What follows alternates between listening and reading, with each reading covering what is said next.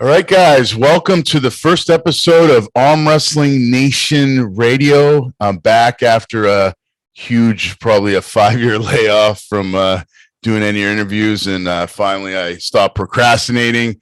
And I have my first guest on episode one, a good friend of mine, good training partner, Chance the Tugboat Shaw. What's happening, Chance? How are you doing, brother? What's up, Craig? What's up? I'm doing good. Thanks for having me on. I'm excited that the show is back Yeah, because you were fading the show out right when I was getting into the sport, so I never yes, really got to enjoy it. that's right. That's right. So speaking of that, man, you've been in the sport for like 6 years. In Florida, we've trained quite a bit together. You've progressed onto another level. You know, you're in the top 8 in North America in the supers. You've really grown as an individual, also, along with your stature and stuff. I mean, tell us, when did that turning point come for you when you started to make really substantial gains and you found yourself in the situation where you could hang with the elite pullers in the country? So there's like two different points really that I would consider. The first being when you and I were training twice a week, Wednesdays and Saturdays. Yes. I feel like that had a really big help to me developing as an arm wrestler. We were doing that leading up to you were going to be in bottom 8, and I had a super match with Ryan Clark, and so that was my first big super match. And Ryan ended up backing out like a couple days before, and I pulled the super heavyweight class, and that's when I beat Nick Cena. So that's when the ball really started rolling for me. And then it kind of cooled off after that for a bit until this past year when I lost to Ryan. Because you remember before that match with Ryan, I know. I was about to quit arm wrestling. You Right? know, I was like, it's so crazy because I tell people that I'm like, there was like a couple days before the event, and you're like, "Yeah, man, I think like I'm not going to arm wrestle anymore." And I was like, "God, really?" Like all of a sudden, yeah, but I understand that because people in the sport, if you've been in the sport for a few years, it's not just a physical sport, it's a mental friggin' challenge, because one minute you feel like you're on top of the world, and the next minute you're like, what am I doing? Am I really, you know what I mean? Like, so it's a total mental challenge. And you know, and no excuses. You know, you just weren't in the game, man. You know, your head wasn't in the game. And but ever since then, though, it's been like skyrocketing. It's like all of a yeah, sudden it was right. like you probably felt like, you know what, am I really gonna, progress in the sport? And then all of a sudden, boom. Yeah, well, what happened is I was just so embarrassed that I lost to Ryan Bowen. So I'm like, I gotta fix my name real quick. I can't quit after losing, right? Like that's the worst. So yeah, 2020 is when it started picking up, but really this year, 2021 has been my most active year. Obviously, I've been all over the country competing and racking up all my big name wins, other than that Nick Zena win were this year. Do you find pulling all these tournaments and traveling like you have been really beneficial for your arm wrestling in general, because you're constantly in that mental kind of game of, always competing? So you're, the anxiety, the whole pressure of competing and stuff, and you're kind of going through it regularly now, and then you're at practices, putting yourself out there. Do you feel like that's been a real benefit in your progression? Yeah, I mean, absolutely. When you're competing 2 to 4 times a month all over the country, um, you have to get used to it, right? You're not going to be nervous every single weekend.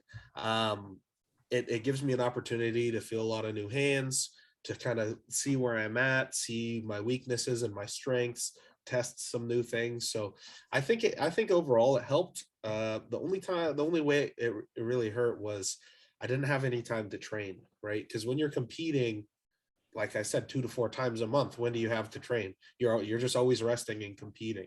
So it ended up working pretty good for me, but um, I don't know. I just think it'll vary person to person if competing so often is worth it.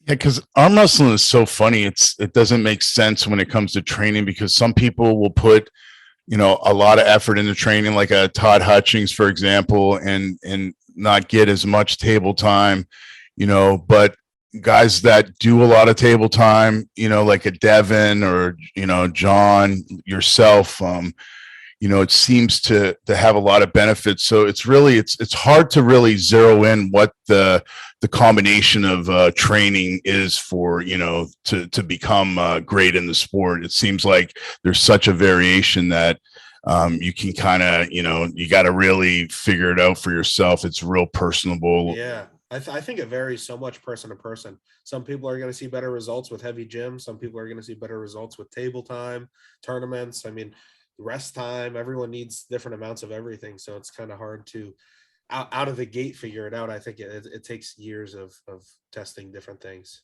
Well, I definitely, you know, hooking up with you on the table last Sunday, I could definitely feel a difference, especially in your what used to be a weak point, your hook. It's really getting strong, and Thank you. it's exciting too because now I get to train with you in there, and I can really work on my hook as well. So Yep. it's great to see the levels of change in you, you know, over the years too, and you know, you getting bigger. I mean, 300 pounds, you know, that seems to be a really good body weight for you. Like you got the bone structure, the structure, the frame to hold that weight really good. Like, to be honest with you, you look better now than you did when you were like 240. Like it was kind of Yeah. sloppy, and now you're like, I don't know, it's weird, like a more bulky. And you know, plus you're, you know, you've been in the gym a little bit too. You're getting developed muscular wise too. Right. So you know, it's making a big difference. I think frames too, when you look at frames of people, it makes a huge difference. And you know, that being said, talking about your training, now you have some time. Your match got canceled in Turkey, correct? Yeah, it got canceled. We're talking about possibly finding a replacement, but it's looking like I'm probably not going to be involved in that event, unfortunately. So you don't really have anything on your radar right now, do you? Or So there's some stuff working behind the scenes that I don't want to talk about quite yet, but it actually looks like I'll be booked through like June, July. okay, cool. So Minus February now, of course, is open. so you'll have some time to train. What do you think your program's going to look like, you know, getting into training, table time and stuff? What are your goals here in the new year? So I'm going to be moving to Sweden from 1, 2, 3 months. We'll see how it works out. But I'm going to be living with an arm wrestler, Emil Ekstrom. So the reason that I'm doing that, one of the biggest reasons, is so I can stay committed and stay full time in the gym. I mean, you've known me long enough to know I'm a really lazy guy. It's hard for me to stay committed to anything. So being that I'll be living with him, he's really motivated to train. We're going to be upping gym time big time. Whether that's going to be more of like the Giannis approach of training with pulley system and handles and things like that, or it's just general gym training. Either way, we're going to be training a lot more. And then table time, I'll keep it once or twice a week. I don't know, this last year, I haven't been doing as much weekly practice with everyone as you know. I've just kind of been all over the place. Yeah, and I think too, like, you know, you're the type of guy when you're in that environment, you're around those guys, it's going to fuel the fire for you. And it's like a lot of people that are on an elite level, they have trainers, of course, and you know, be able to push because you know, to step in that next level, it takes a lot of discipline, a lot of training, and you know, now that you're using the training card and being in that environment, arm wrestling with, you know, and because of course Sweden, I mean, God, they're known for like huge practices, tons of people. I mean, it's just amazing to be in that country to train for a few months. And speaking of like going to different countries and stuff, I mean, you just got back fresh off of Dubai, training with Larry Wheels. I mean, that's an amazing, amazing trip for any arm wrestler. I mean, Larry has been doing so much for the sport. I mean, it's amazing to have so many eyes on the sport because of this guy. And, you know, it's great to see him and his perspective on, like, you know, losing and continue on. You know, like, this guy's been getting beat up over the year on his YouTube, not afraid to post stuff. And it's really cool because you've probably seen a lot of difference in him being that you just pulled him and stuff. And So what was your whole perspective of that trip? I mean, what was it like being around Larry and training and, let our listeners will know a little bit about like, what do you thought, about Dubai? Yeah, so the trip as a whole was really a lot of fun. We were only there for 5 days, so it wasn't quite long enough. It felt like we got there and left. Um, the food was delicious. The views were amazing. Great architecture. As far as training with Larry goes, um, it was really interesting to see how someone transitioning from a world class power lifter into arm wrestling, how they train. He Larry, it seems, thrives off of a very structured program, which is a little bit different than a lot of arm wrestlers. I think most arm wrestlers kind of just wing it and they do their weekly practice, but Larry likes a lot of structure in his programming, which is really good. So he was running Levon's program. He's definitely progressing. He's getting much better, which is great to see. Uh, we just saw him at King of the Table 2, obviously, with Brandon Allen. He looked really strong. He just needs to work on his adjustments. And in my opinion, the only way that he's going to get better is by arm wrestling more and more tournaments. He's never done a tournament and he's only had the 2 super matches. So really, that's not enough experience to know how to deal with the King's move, right? Because he would just went straight sideways and then he got fatigued and it was over from there. So he's definitely doing a lot for the sport. He's doing the most for the sport right now, in my opinion, with these events and the promotion and the huge social media. I definitely want to go back and hopefully he'll have me back at maybe one of his events. Yeah, I was just going to ask you, would you like to be a part of one of those King of the Table events? I would love to. I think that is the premier event to be a part of right now. I don't think there's a better event out. Yeah, no, 100%. And while we're on that topic, I mean, King of the Table, just it was an amazing event. I mean, arm wrestling, with COVID and the traveling and there's restrictions and stuff, it's just crazy. But we just saw John and Devin pull, and I was excited to see this match just because you always want to see, like, I don't know, it's like sometimes you want to like rekindle history, but I always say, like, and I did a video on this about, Father Time, you can't compete sometimes with that. And I thought the outcome was the way it was going to happen, the way it happened. But as the event in a whole, and the press conference, the videos leading up to it and stuff, I just thought it was a really like a UFC. It felt like a UFC kind of thing, like on that level of production. It just gave me that vibe from it. Yeah, absolutely. I mean, what Adam and Larry and Core Sports are doing with the King of the Table production is amazing. Like you said, it felt like MMA. The entire production leading up to it, the press conference, the actual matches themselves, they did amazing. And it seems like each event is only getting a little better. So I don't know if you saw, but they announced King of the Table 3, 4, and 5 for next year. Oh, wow. So by the time we get to the 5th one, I think that they're going to have everything ironed out, all the little details that I know that they want to have ironed out, and they will.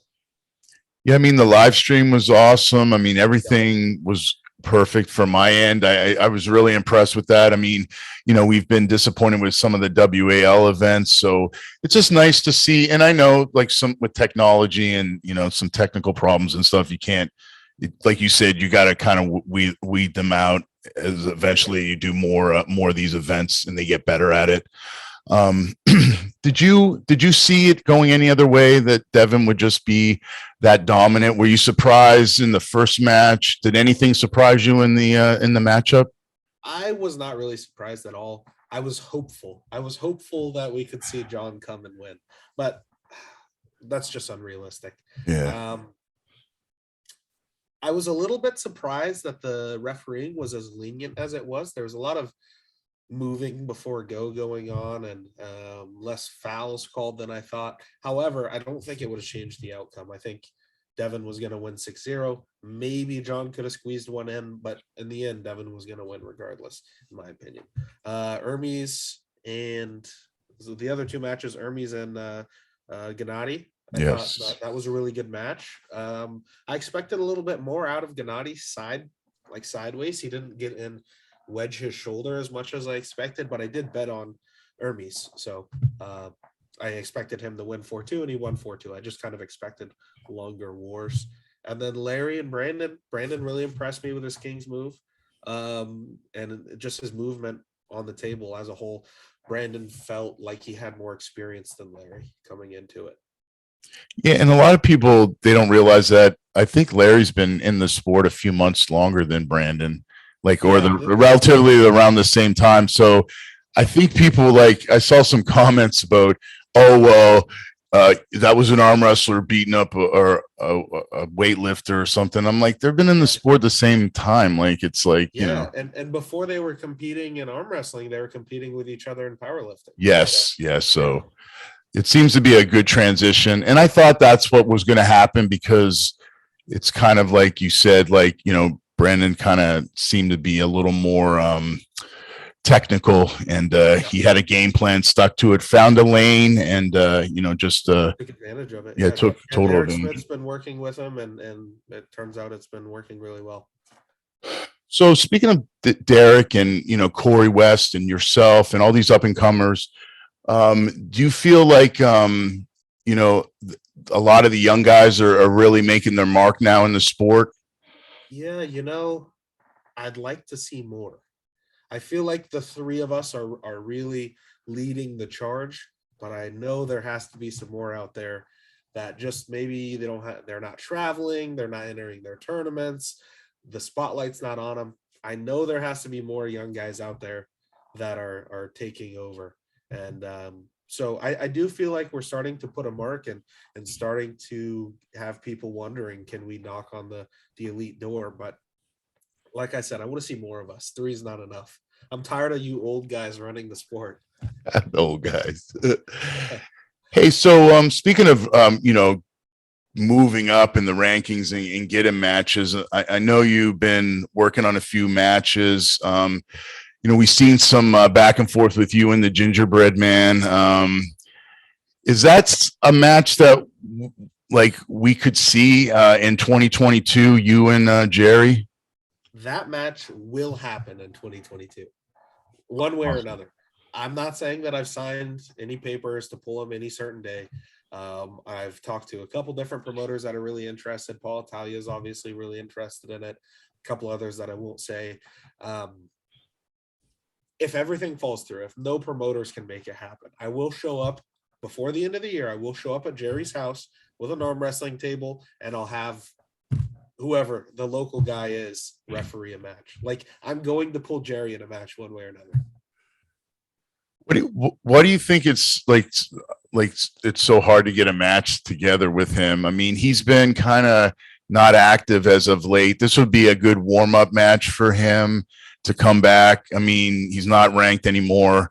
We know that, you know, he's in the top echelon of pullers, of course, but you know, you have to kind of prove yourself again. You know, I mean, we can't live on our past, you know, like, because like you look at Michael Todd, he got destroyed by Devin, but he has put that to the past, and now he's like way bigger, stronger. I mean, you know what I mean? Like, it's like you got to progress forward. So Right. I don't.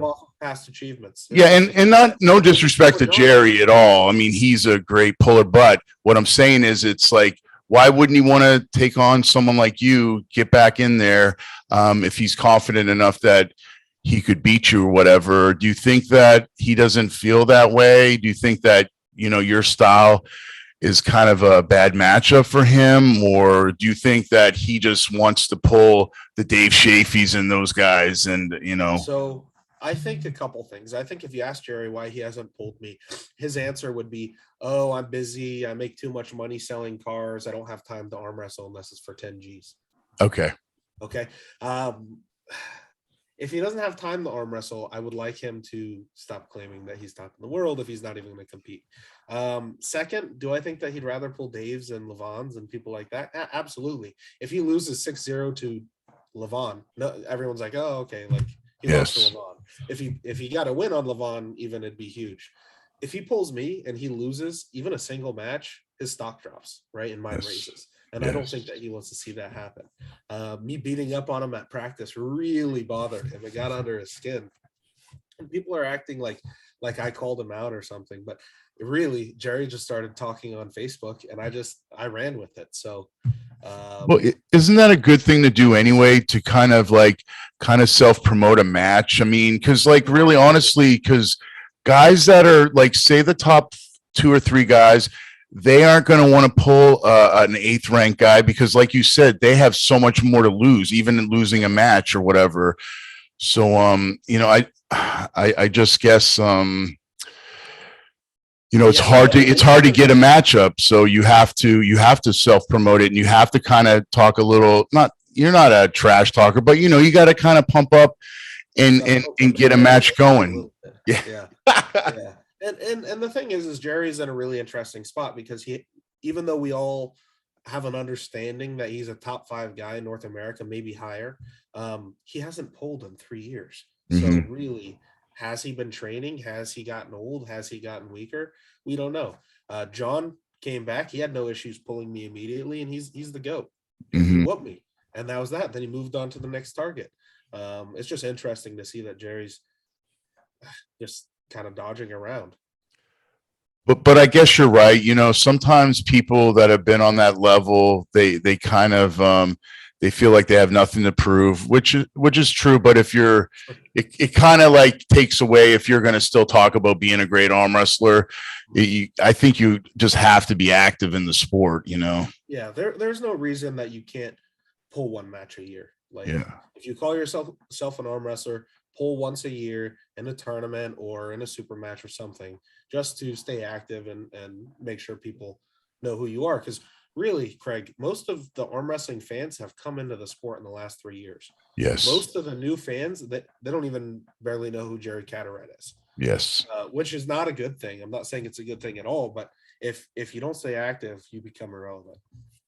No, I agree, because a lot of people don't understand. They know John Brzenk, but they don't know how many decades he dominated. And I see some comments of Devin beating him and like, oh, Devin's the GOAT. Like, no, it doesn't work that way.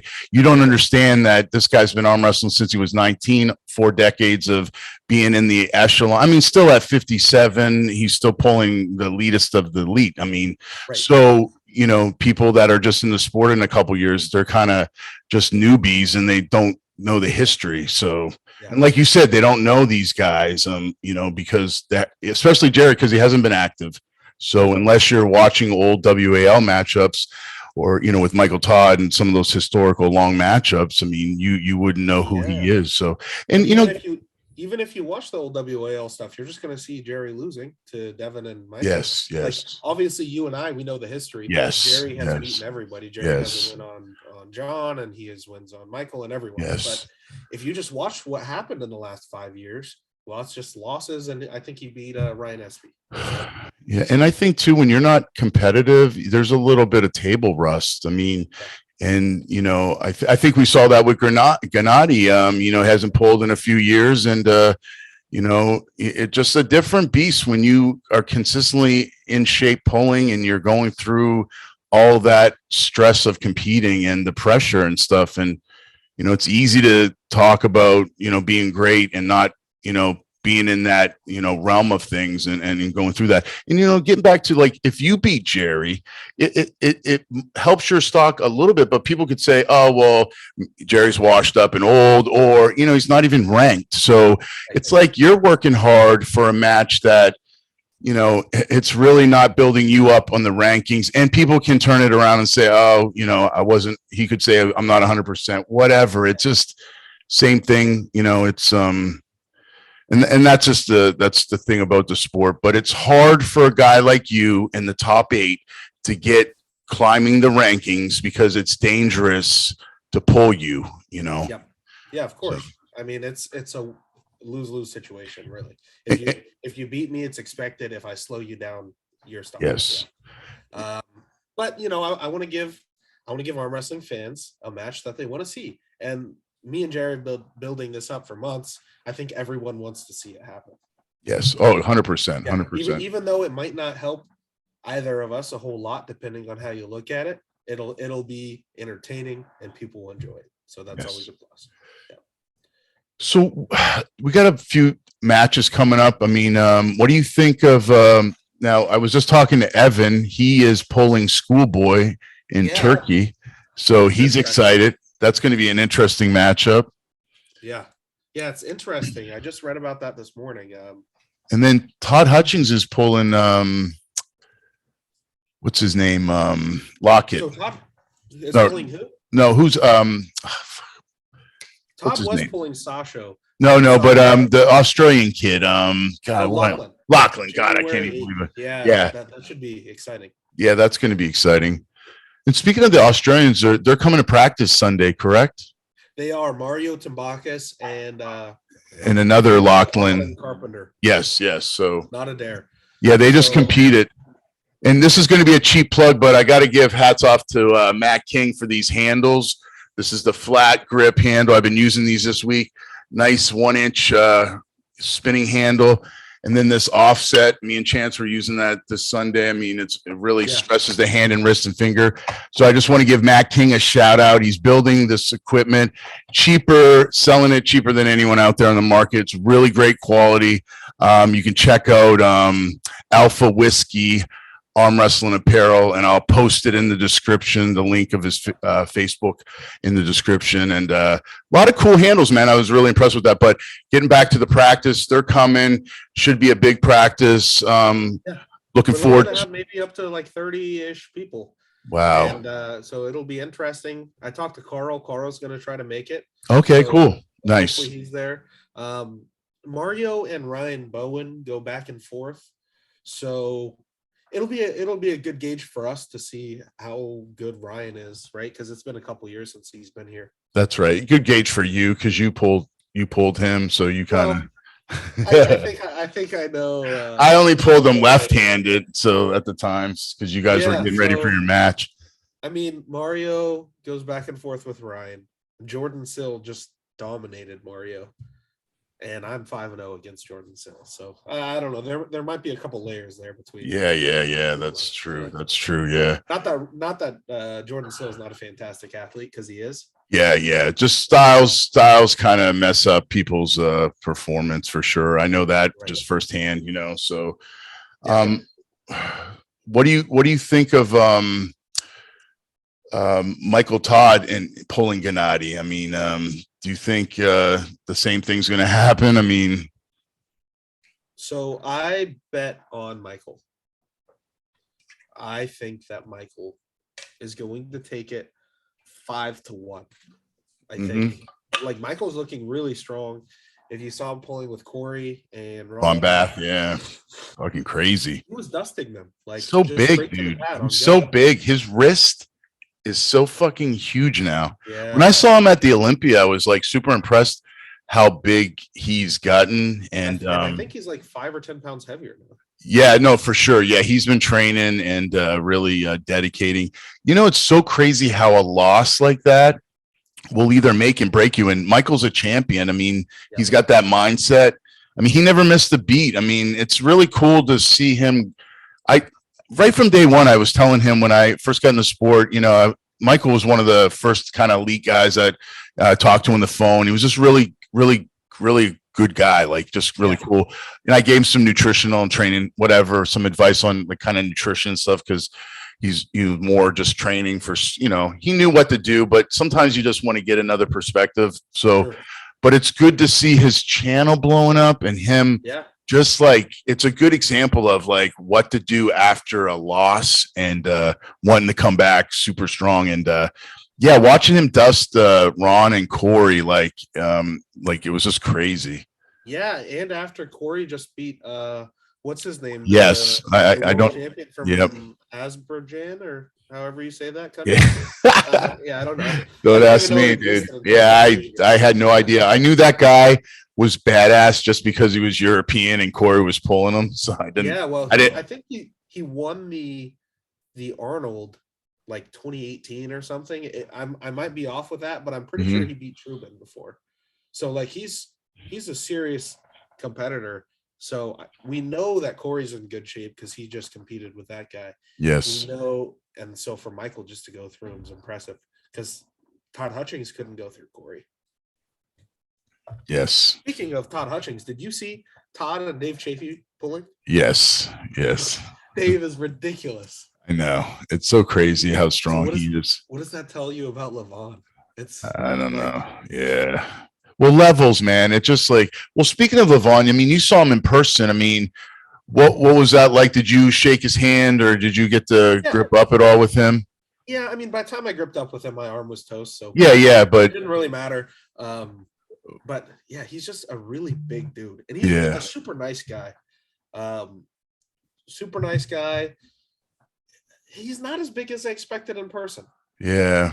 You know, Is like it? Do you think it's because like they build them up so much, and then when you yeah, go I there, do. it's like got to Like be when like a you free, see him, got to you're be like like, 10 feet this tall. Yeah, yeah, yeah. yeah, like Incredible Hulk. Yeah, Right? he's hanging out with smaller guys and stuff. It's like Right. looks Don't get me wrong, he's still a very yeah, big no, guy. no, I totally get you, but it kind of I like mean, you're there's a lot of big arm wrestlers, so he didn't yes, feel yes, too out of place. Like yes, I was just with exactly. Derek Smith not too long ago. Like Yeah, Derek to me feels bigger than Levon, yeah. even Well, though what they're Derek is? What they're does he taking weigh? What does he weigh though? He's in the like late threes, isn't he? Levon No, was. Derek, isn't he like 360 or something? I think he's like the same weight as Levon. Actually, Oh, I think they're okay, both yeah, about yeah. 373. He's gonna be I think like size wise and stuff. Like he could be like the American version of because he's still young. Like I mean, it's Yeah, just I crazy. think he's in his early 30s. Yeah, I mean that's Really still bigger. other growth spurt, just like you, dude. Like you're gonna get bigger and bigger, and just Yeah, continue I hope on. so. As long as my heart can keep up with all the mass I'm putting on. Well, yeah, you just keep track of all that stuff and Yeah, doing some cardio, some light cardio and stuff, moving around a little bit more, and then yeah, once more you meet, cardio, less Taco Bell. yeah, yeah, Yeah. less Taco Bell for sure. So so yeah, so we've been talking about like some tournaments you've been involved in and stuff, and we pulled a couple weeks ago at Brandon State's, Florida State's. You're the number one puller in Florida, but it's really there's such a huge gap there. I think like so for you, you have to travel around. I mean, even the best guys out there that you pull locally, it's really hard for you to gauge yourself without traveling. And no disrespect to any of the pullers out there, but I mean, you beat the who's who in Florida. So, I mean, what's like, say after Jerry, you get a win on Jerry. What's next for you? Like, where are your goals? What do you want to be like in like 5 years? Say, like, is it to be the number one guy? I mean, what do you want to do as far as your YouTube channel, your whole like tugboat persona? What are you planning on doing?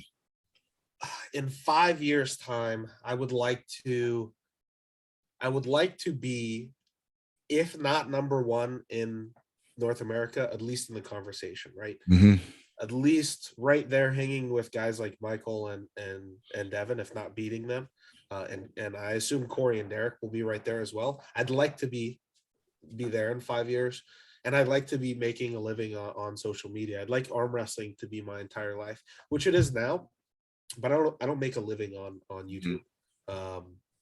I just basically am living off savings right now, but I would like to get it to the point. I don't know a subscriber number or anything like that, but something where all I have to do is I just train, travel, and talk about arm wrestling. And I think that would be kind of my dream life. It's kind of a fantasy, but we'll see. I think it's possible.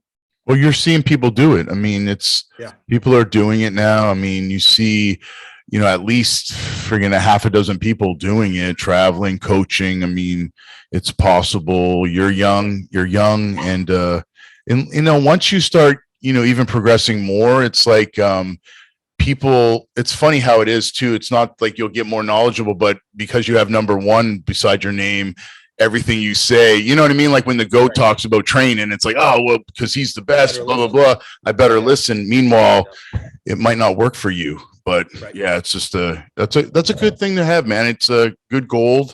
I think that's very obtainable. And as you progress in your content and your mission to be number one in the sport, that will go hand in hand. So, That being said, Chance, just want to thank you, brother, for coming on the show, man, and Yeah. appreciate you being the first guest on this new. Yes, thanks for having me. Yeah, man, for sure. Look Just for curious. Who was yes, your first guest? Your first time? Dave Shea.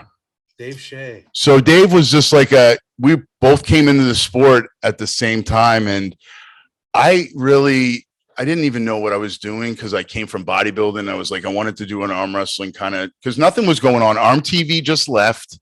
Yeah. There was no platform. In the space, I remember. Yeah, there was no platform for anybody besides the Northeastern Forum, but that was like you had to type shit. But I started giving a platform for people to promote matches, promoters on there. People were trash talking. I mean, I had Travis on there talking trash and Mac Telly. It was just an interesting time in the sport. And then, of course, there was a few other podcasts started coming out. Jody started doing his, and then I kind of wanted to kind of, get away from it because it was kind of getting boring. But I kind of have a different thing I want to do this time with the sport. Not just talking about training, but just talking about maybe different things that go on in people's lives to, as they're progressing, like their journey. So, which is good, and I think blending that in with promoting some matches for. Maybe some guys that aren't elite, you know what I mean? Just some up and coming guys that, will get some exposure and just help push the sport a little bit, so, but yeah, Dave, he was the first guy I had on. He, was really hungry for arm wrestling, but unfortunately had a wrist injury and was out of the sport, but now he's back in it. And, he just came back this year. Yeah, and I'm looking forward. I'm going to see him in Michigan, April 2nd. I'm also do a little friggin' cheesy self-promotion of super match I have with, Darren Bills. It's going to be a Hook War. I feel it's going to be great. Yeah, and he's ranked 7th. I'm 8th, so we're trying to, I'm trying to get a little bit higher on that list. Because that list of the 220 guys. I mean, before I let you go too, I kind of wanted to ask you about like Andre. I mean, his match with Brendan. I mean, that was friggin' amazing. Did you get a chance to watch it? I did. Yeah, that was a grinder. What a close match. So yeah, Andre is really progressing, and it's good to see those guys. And also too with the rankings too. Like, so how hard and annoying is that for you sometimes? I mean, it's got to be like, I know you love the sport, and it kind of keeps you involved and keeps you on top of who's winning and stuff. And it's really a smart thing, I think. But is it super hard to deal with like people bitching about things that aren't really irrelevant? They're kind of irrelevant. It's like you have to kind of like school them about how the rankings work, and it's definitely annoying. Some people just don't grasp the concept of how a ranking system works, or how this ranking system works in specific. They'll be like, yeah, well, I beat that guy 4 years ago. Why am I not ranked ahead of him? It's like, because you haven't done anything in 4 years. Why would you be ranked at all? I get guys just, hey, well, I think I should be ranked ahead of this guy because I've never lost to him. It's like, oh, okay, what's your record with him? Oh, well, we've never competed, but I've never lost to him. Why are you telling me this? Well, what does this information do?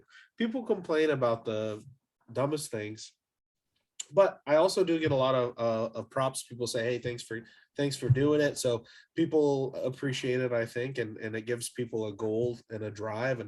And when I was first starting arm wrestling, I really wanted to see my name on the list. So I was grinding, and I was always messaging Chris Gabi, because he was the guy that ran it before. Hey, does this do anything for rankings? Does this do anything for rankings?